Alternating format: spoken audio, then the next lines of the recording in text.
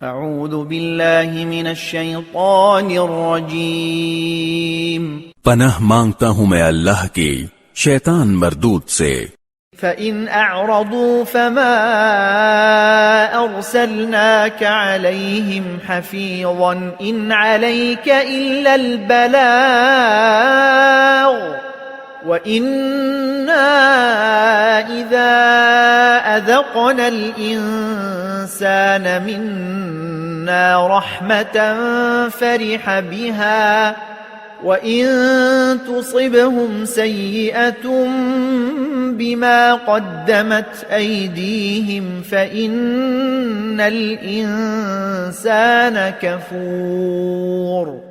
اے پیغمبر، یہ لوگ اگر پھر بھی منہ موڑیں تو ہم نے تمہیں ان پر نگراں بنا کر نہیں بھیجا ہے، تم پر بات پہنچا دینے کے سوا کوئی ذمہ داری نہیں ہے۔